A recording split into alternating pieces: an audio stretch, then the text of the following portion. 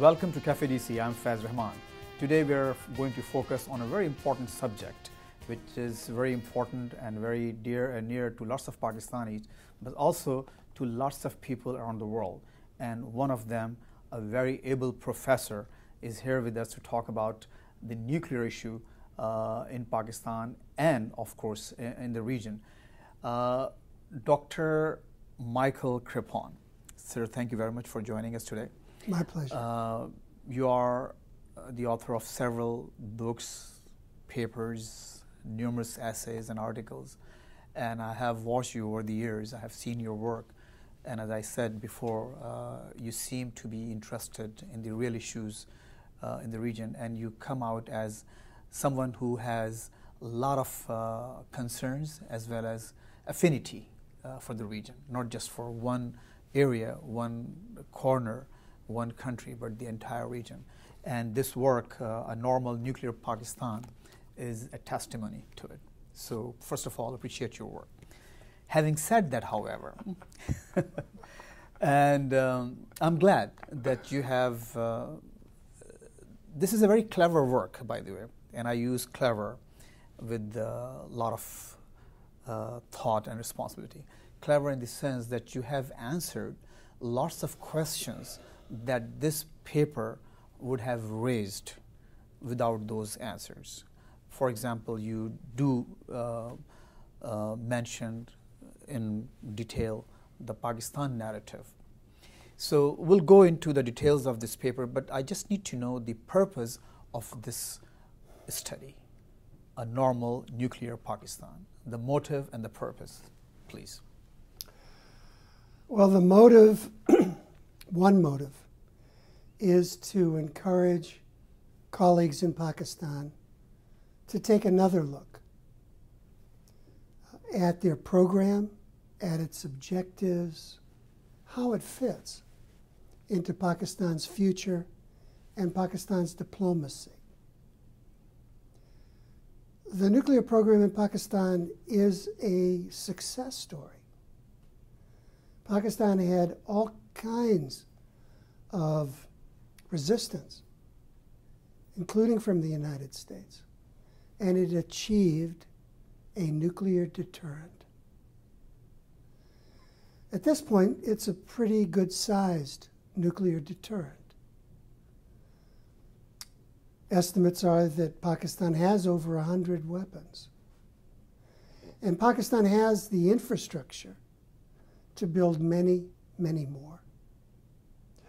So what we tried to do in this report is to ask our friends in Pakistan, okay, we have succeeded in what we set out to accomplish. Now what? What do we want our nuclear deterrent to do for us? What is it possible to do for us? And now that we have succeeded, how do we find our way, our place at the table with other states that have the capability? We belong at the table. How do you get there? So that's what we were trying to do. Okay. Can I call you Michael? I wish think you most would. of your students call you Michael. As long as you don't call me doctor. Okay. Because I don't have a doctorate, but please call me Michael. So, Michael, I mean, the work that you have done, you definitely qualify for an honorary doctorate. Anyway. Okay. So, well, you know, and I'm glad you mentioned this, that there's an estimate that Pakistan have over 100 weapons. But that part of the report was picked up by the Post, the Washington Post, Yeah. and basically made into a story as if Pakistan is like, you know, just totally focusing on increasing by leaps and bounds the number of its weapons. And that became the actual story around the world, not this report per se. Honestly speaking, until I read this report, I didn't even know what was that, you know, the whole story about until I really went through this report. And I think overall this is a positive report. And again, it aims at improving not just the relation between India and Pakistan, but giving Pakistan an opportunity to have a paradigm shift, so to speak. My question is, Michael, you ask Pakistan to do lots of unilateral actions, basically take, just for example, sign the CTBT, which is a very touchy issue in Pakistan, without even waiting for India. Your 5 points, I mean, they make sense. But again, advocating the other side, why would Pakistan sign CTBT and quote unquote, their opinion, cut their feet and hands without even considering India as part of the equation? I'll talk about this. It's a hard concept to swallow. Sign the CTBT without India? We do everything after India. That's how we operate here. India makes the decisions, and then we tag along. What we're trying to suggest here, and we don't say do these things in this report. We say please consider these things, because we know they are so difficult for Pakistan to do. But let me explain to you why I think this is worth considering. Pakistan has tested devices. India has tested devices in 1998. There has been no evidence since then, 17 years or so, where Pakistan or India is inclined to test again. Now, we are saying that it is in Pakistan's national security interest to tie down India so that it doesn't test again. Because India has more to gain than Pakistan by testing again. We argue that not only will Pakistan have to gain by making it harder for India to test again, but Pakistan has something to gain too. Both India and Pakistan want to have a seat at the table of the nuclear suppliers group. To be honest with you, India's chances are better than Pakistan's. India has more clout. India has a bigger market. Pakistan does not want India to have a seat at the table without getting there also.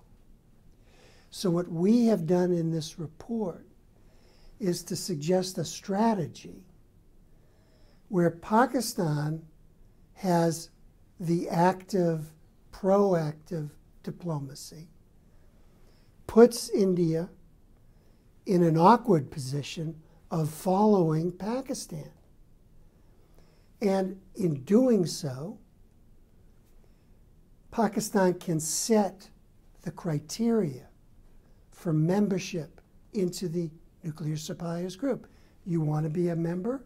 You got to sign the Comprehensive Test Ban Treaty, just the way we have. Now, we have suggested two really important conditions. Understanding how difficult this step is for Pakistan. One condition is we suggest that if Pakistan were to consider this signing, it does not ratify this treaty. It waits for India to ratify, and both countries deposit their instruments of ratification together. So Pakistan is not going it alone.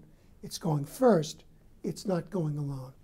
The second really important condition that we suggest is that if Pakistan's leaders were to decide to sign this treaty without ratifying it, without completing their work, they would say publicly,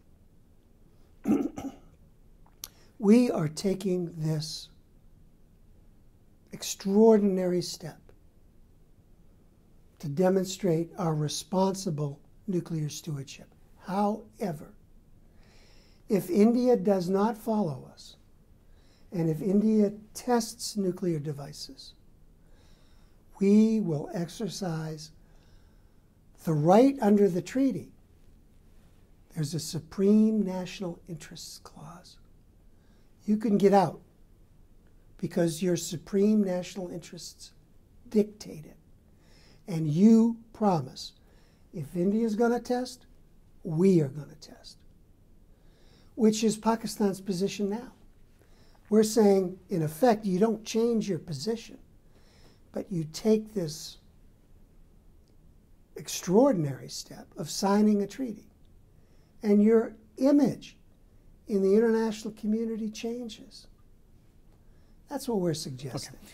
Michael, thank you for a detailed response, but it also creates lots of questions. And I'm going to ask one question before we go to the break. My question is, whatever you have suggested, does it have any blessings here in this country? Have you discussed these options, these suggestions with anyone in the administration? Yes, I have. And what was their response? Yes, I have. To be honest, Stimson Center is a think tank. We try to have influence. We try to have influence in Washington. We try to have influence in Pakistan and in India. So yes, I have indeed talked about this with people in the administration. And also, to be honest, I've talked about these things with some people in Pakistan too. I'm not out to ambush Pakistan. I am a friend. I'm trying to suggest ways for Pakistan to advance its position in the world and its security. But because I want to influence my own government, I talk to them too. I can say things and I can write things that the U.S. government can't.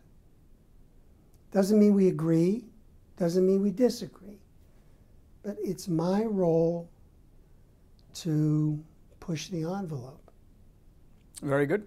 So we just have to take a short break, and after we come back, I'll be ready with some more questions. Please stay with us. We'll be right back.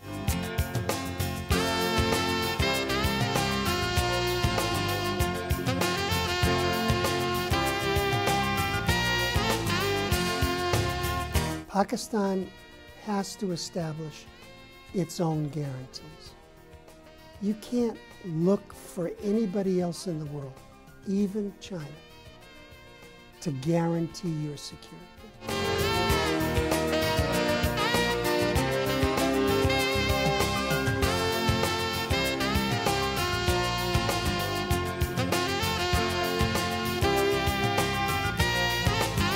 Welcome back. I'm Faiz Rahman and you're watching Cafe DC, and our guest today is Michael Kriphon.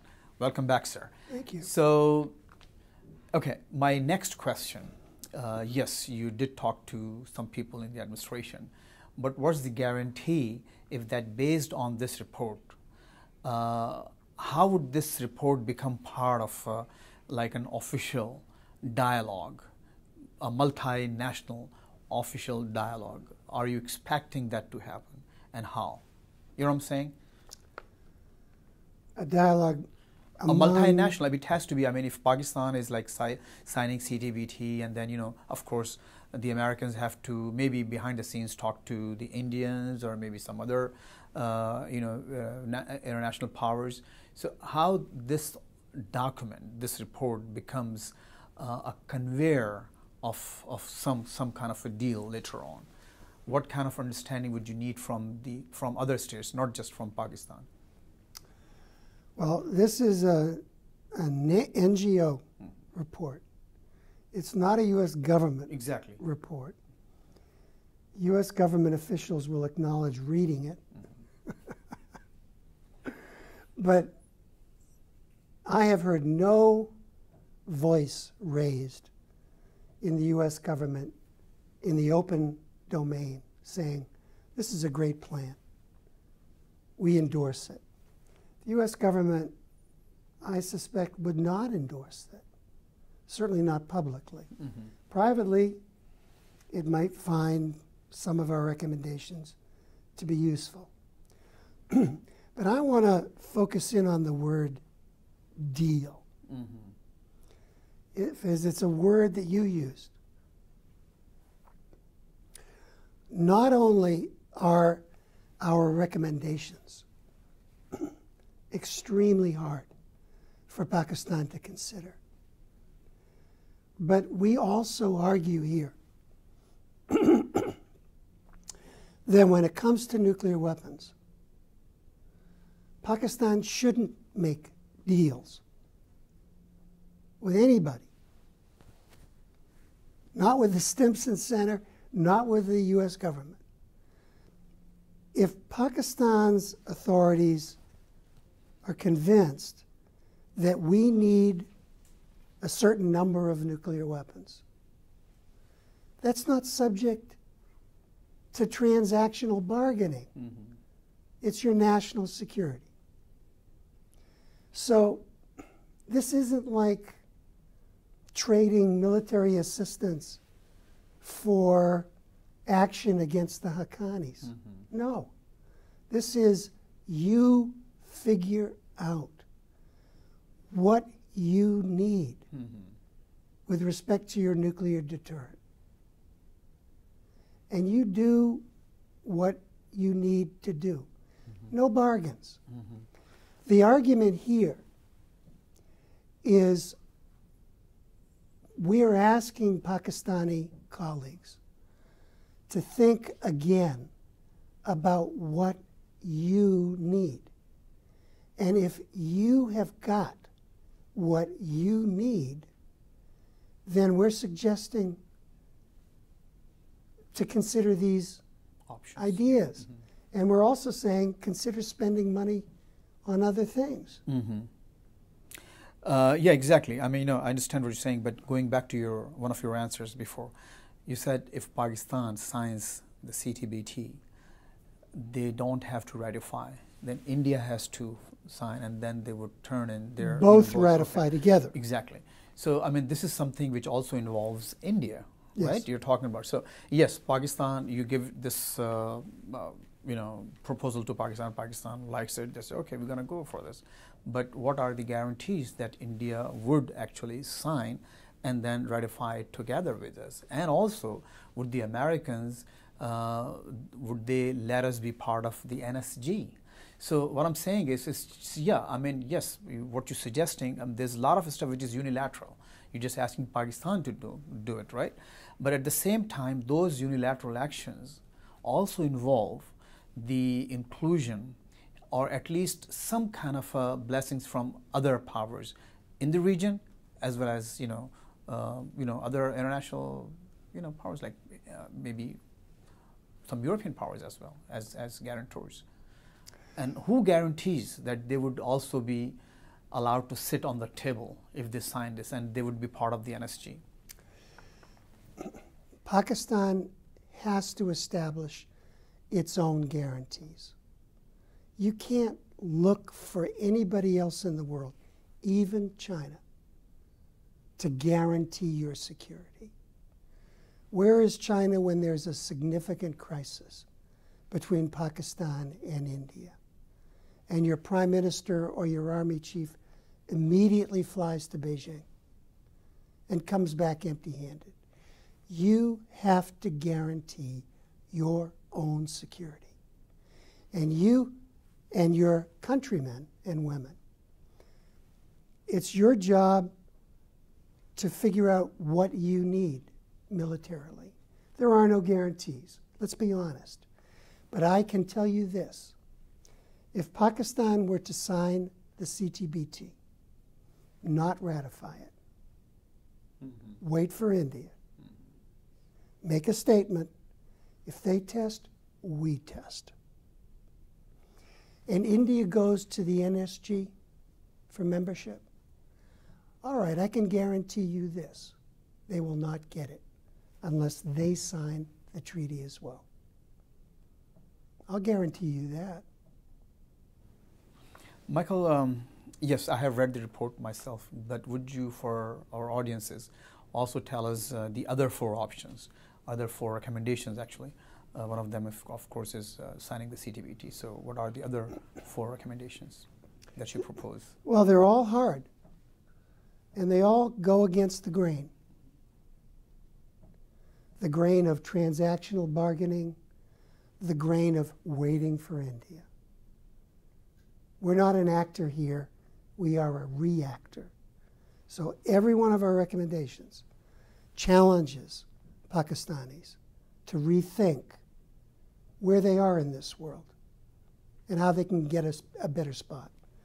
So Pakistan has announced a nuclear doctrine of full spectrum deterrence. Initially, Pakistan, like India, said we need minimum credible deterrence. When you say, oh, well, no, that's not quite good enough, full spectrum. Meaning everything, whatever is required. Short range, longer range, everything is relative to what India does. We must react to India, India's conventional buildup, its nuclear programs. So, in effect, India sets Pakistan's nuclear requirements. And we don't think that's a good idea for a country that has a weak economy, immense social needs. We suggest that Pakistanis consider what we call strategic deterrence. What do we mean by this? Well, nuclear weapons so far have proven to be pretty good at two things: preventing nuclear exchanges and preventing large-scale conventional wars between states that have nuclear weapons. That's what we mean, those two things. That's what nuclear weapons are good for. Other people say, oh, no, nuclear weapons are also good for leverage. They're good for limited warfare, conventional warfare. They're good for proxy wars. They're good to assist with subconventional warfare. We reject all of that, because that's an endless number of nuclear weapons. And nuclear weapons have not proven to be good at any of that. They haven't prevented India and Pakistan from fighting a limited conventional war. Sure haven't stopped proxy wars, subconventional wars. There's no leverage with nuclear weapons in a crisis. We say, forget about that. Don't make the same mistakes that we made. So that's a recommendation. We asked Pakistan to consider fissile material requirements. Pakistan has 4 plutonium production reactors in operation, dedicated to bomb making. India has 1. Now, India. And these are confirmed reports. Oh, trust me on this. Trust me. India is thinking about a second one, and it might start it in a couple of years. Maybe it will replace the old one that's still operating, maybe not. There's a great asymmetry here, and asymmetries feed arms races. Pakistan is actually leading India on warhead production and on fissile material production dedicated to make weapons. Pakistan's leading in both of these metrics big time. But India has large reserves. It has many reactors, reactor-grade plutonium. Stuff doesn't make good nuclear weapons, but it could be made for nuclear. India has an advantage. India has unsafeguarded power reactors. They got this as part of the civil nuclear deal I am sorry to say. And India could use those power reactors to make bombs and outpace Pakistan. But to do so, India has to sacrifice electricity for bombs. And so far, the last Indian Prime Minister and this one have been unwilling to do this. Pakistan, in effect, by building these four plutonium production reactors at Kushab, has made the choice of substituting electricity for bomb-making capacity. India hasn't yet. But Pakistan is worried that maybe in the future an Indian government, this Indian government, might decide to speed ahead, sacrifice electricity.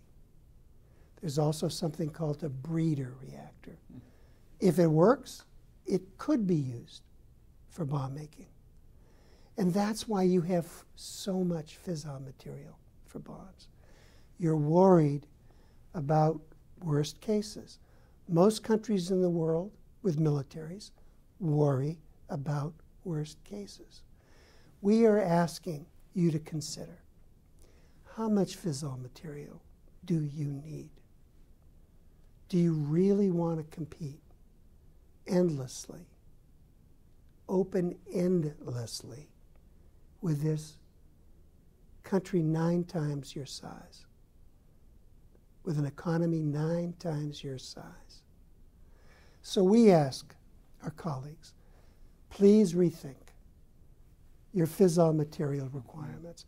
Please rethink these short-range tactical nuclear weapons.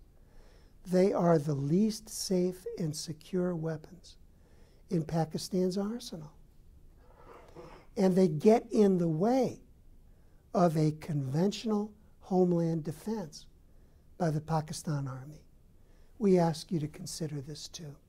And when you say separate civilian and military nuclear facilities, what does that mean? It means that when you want to get recognition from the international community, as India did with the civil nuclear deal with the NSG, India said these facilities are for military purposes and no inspectors can go there. These facilities are for power generation. And of course we will accept inspectors from the International Atomic Energy Agency. Pakistan has the same arrangement. I mean, they have nuclear reactors in Karachi, which is like total civil. Chashma, civil. It hasn't done so formally, but you're absolutely right, Faiz. This is something that ought not to be hard for Pakistan. But we're making it, we're asking Pakistan to look at all of the stuff that's now over on the military side. And we're saying, do you really need all this? Can you put some of this over into the civil side to help with your country's problems?